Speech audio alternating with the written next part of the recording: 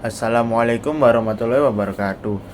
Perkenalkan, nama saya Lois Gabriel Sigar lagi dari Fakultas Perikanan dan Kelautan Prodi Aquacultur PDB 17 dengan NIM 146241007.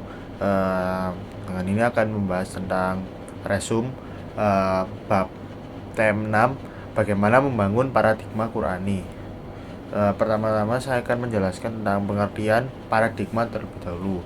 Para artinya kondisi lingkungan atau di sekitar, bagaimana hal yang terjadi di sekitar, dan digma berarti sudut pandang.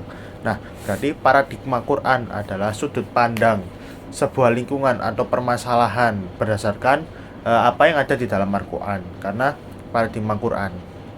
Nah, untuk yang dimaksud dengan yang dimaksud dengan paradigma Quran itu suatu hal-hal yang terdapat di dalam Al-Quran yang sesuai dengan realitas saat ini. Nah, kenapa eh, kenapa bisa dikatakan sesuai? Karena tujuan dari diturunkannya Al-Quran ke dunia ini adalah untuk meneguhkan, untuk meluruskan manusia dan sebagai pemisah antara hak dan batil, sebagai sebagai sumber pokok ajaran Islam. Nah, apa hubungannya dengan paradigma adalah Al-Quran datang untuk mengubah sebuah sudut pandang manusia menjadi lebih baik lagi. Itu poinnya. Nah, selanjutnya masuk dari sumber-sumber yang menyatakan bahwa paradigma Quran ini adalah sebagai berikut. Sumber paradigma Quran untuk kehidupan saat ini. Sudut pandang Quran dalam kehidupan modern ini terdapat banyak sumber, seperti sumber historis, sumber filosofis, sumber psikologis, sumber sosiologis, dan sumber pedagogis. Pada intinya, semua sumber-sumber ini menyatakan bahwa Quran ini adalah kitab atau wahyu yang diturunkan oleh malaikat Jibril, sumbernya dari Allah. Ini adalah sesuatu yang akan selalu lurus dan cocok untuk semua zaman. Berarti dalam artian Al-Quran ini juga cocok untuk zaman modern atau zaman digital seperti sekarang. Nah,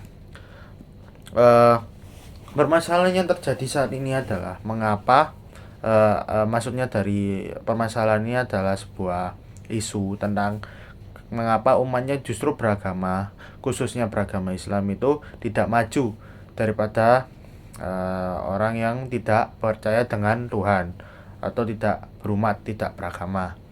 Nah, permasalahan-permasalahan ini itu sebenarnya tidak bisa disalahkan Al-Qur'annya, karena semua ini tergantung para manusia, cara umat Islam untuk menerima kandungan Al-Quran. Nah, semua ini itu adalah miskonsepsi, karena sesungguhnya di dalam Al-Quran itu mengajarkan tentang sudut pandang yang selalu sama untuk semua kehidupan, semua zaman. Maka dari itu seharusnya umat Islam di zaman ini itu tetap berpikir kritis dan tetap bisa maju dan bersaing dengan umat-umat yang lain. Penyebab dari kemunduran umat Islam itu karena banyaknya ajaran yang menyimpang dari Al-Quran, seperti tidak usah terlalu serius dengan kegiatan dunia, fokuslah dengan akhirat. Itu kan miskonsepsi, karena apa yang kita dapat di akhirat nanti itu kan perbuatan di dunia kita kan. Nah, itu kan seharusnya tidak dikatakan seperti itu, tetapi justru kita harus menyeimbangkan antara dunia dan akhirat. Seperti itu contohnya. Dan selanjutnya adalah bagaimana paradigma Quran ini dalam kehidupan modern, esensi atau apa yang akan kita lakukan. Nah, kemodernan adalah sesuatu yang harus dicapai dan dimiliki. Berhenti dalam dan merupakan perjuangannya tidak boleh berhenti. Berhenti dalam proses pencapaiannya berarti berhenti dalam perjuangan, suatu sikap yang sudah dijelaskan dalam Quran surah Az-Zumar ayat 53 sampai 54. Nah, jelas dalam surat tadi bahwa terbukti Al-Quran ini bukan untuk memundurkan umat, tetapi justru untuk memajukan umat. Nah, Al-Quran ini merupakan sumber norma dan etika yang sempurna bagi umat Islam dan menjadi paradigma sudut pandang dalam mempertimbangkan dan mengembangkan sesuatu ilmu atau hal-hal yang berkaitan dengan dunia yang fana ini. Nah, untuk itu, karena sudah mendapatkan pemahaman seperti ini, seandainya umat Muslim itu tidak kalah dengan umat di dunia Barat atau umat yang ateis, karena seharusnya mampu bersaing dan sebagainya. Untuk contohnya adalah seperti kemajuan dalam bidang iptek, pengembangan dalam bidang iptek, pengembangan agama Islam yang lebih rasional lagi, dalam artian bahwa tidak disesatkan oleh suatu oknum-oknum dan pengembangan yang lain. Untuk kesimpulan dari materi paradigma Quran ini, bahwa Quran adalah suatu teman manusia yang akan selinear dengan zaman manapun, dimanapun dan kapanpun. Nah, paradigmanya di zaman modern ini kan serba digital dan serba material. Nah, bagaimana cara kita sebagai umat Islam mengimplementasikan ajaran Quran di kehidupan zaman modern ini? Caranya adalah dengan